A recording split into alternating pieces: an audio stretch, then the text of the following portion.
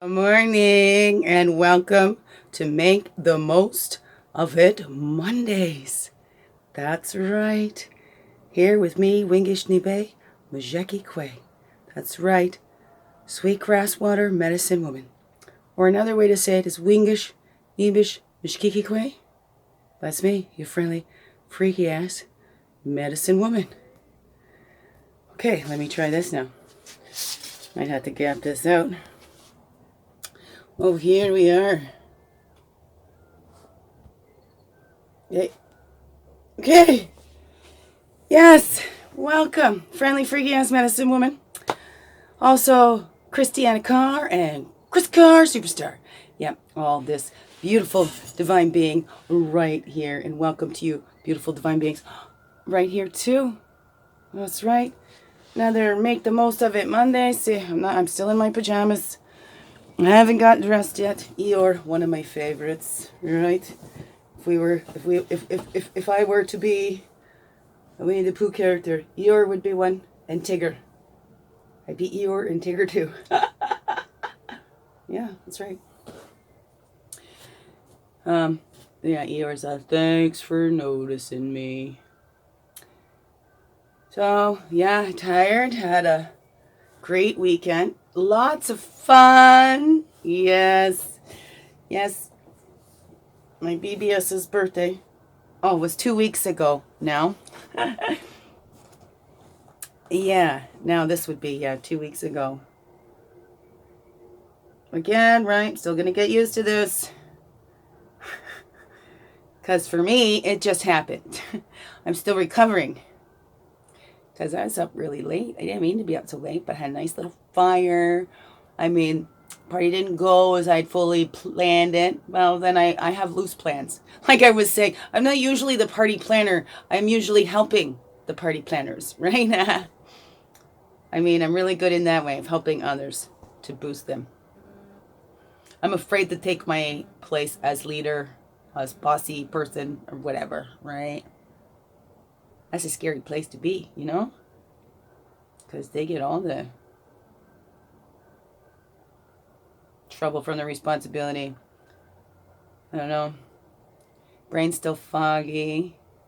So I'm recording. It's actually my girl's birthday.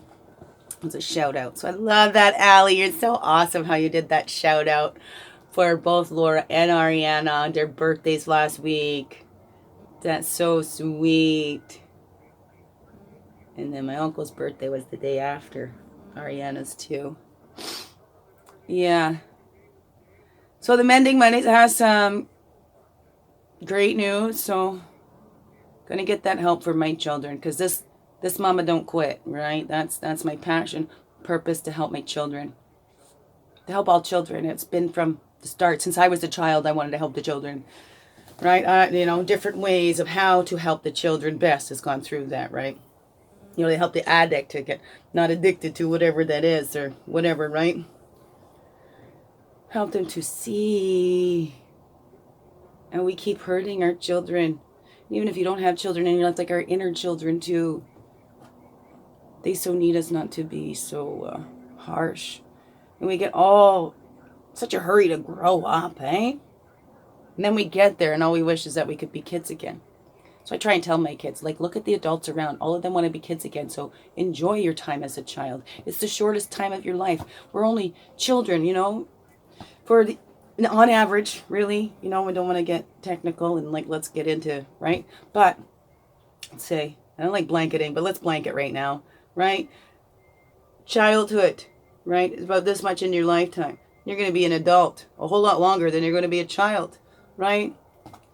Our children are going to be adults a whole lot longer than they're going to be children. So they need to enjoy that time being children. But that's where our job as parents is tricky because we want them to enjoy that time and be children, but also prepare for the bigger part of their life, right? The biggest part, where they're going to be fully, wholly responsible for themselves. As I tell my children, they're getting up there in age. This is not just my rules. Parents' job is to put down these rules so you can learn how to follow, right? These guidelines and stuff too, because when you get out there, hey, there's rules that mama didn't make, right? Mama got to follow that too, right? And as we get older, we have more rules and responsibilities. Oh, I wish away this time where, right? You know what I mean? Does it make sense at all? Oh, I've got aches going through my body. Still working on the medicine. I haven't got a new cup yet. I'm going to get a new cup. Okay, just one. I'll sip it off camera. Sort of. Okay, and this is actually becoming more like a real job, right? Don't get paid yet, but that's okay.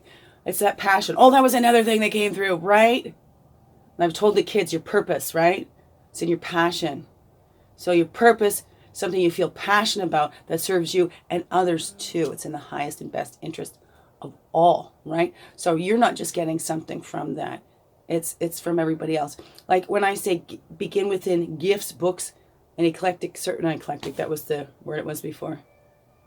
I don't even know the title. The gift, let me just talk about this, okay?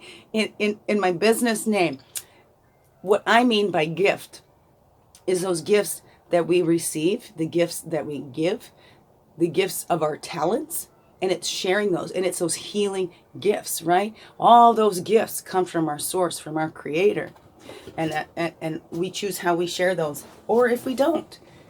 Like, if we get too afraid, like, if I am too afraid to share my voice, how's that going to get out there to the people that could help and heal? Because we don't vibrate with everybody. And even though there might be, you might have a few people come say the same things to you, or it might be something you heard all your life growing up from a parent or whatever. Sometimes it takes somebody saying it a different way or in a different tone, or it's just not that person saying it because we might have a whatever, right? It can take some repetitiveness for us to actually get it and go, oh, that's what they meant by that. Or, right, that's what they were trying to tell me. Like, I get it now, right? So sometimes we need to hear things over. Like, I've read so much of the same stuff in the book said slightly different ways, and there's some that I am more drawn to than others. Right? Because if you go to a talk, right, and you want to learn, what are you going to learn if they're in monotone and monotone puts you to sleep? Maybe monotone excites somebody else, right? And it keeps them, maybe, right? Because to each their own, and what works for me might not work for you, right? But it's all about the same thing. What's that? What's that for you? Right? So I want to get out there and share. And I want to say thank you, Jane Moore. And I just read that you really needed that today. I didn't see which video that was on, but I appreciate the comment. And I'm so glad that it helped.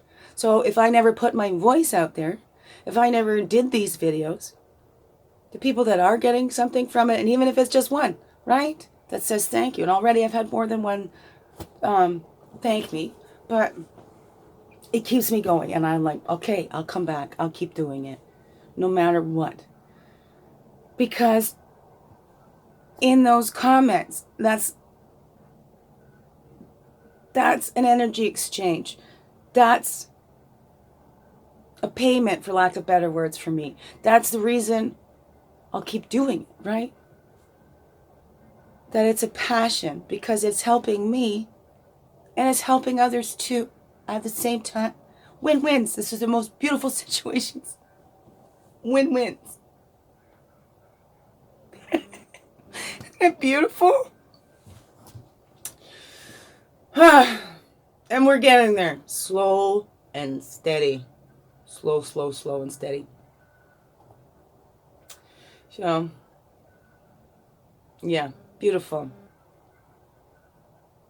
I'm going to do a special thank you to that special guest that dropped by my door that I wasn't expecting at all.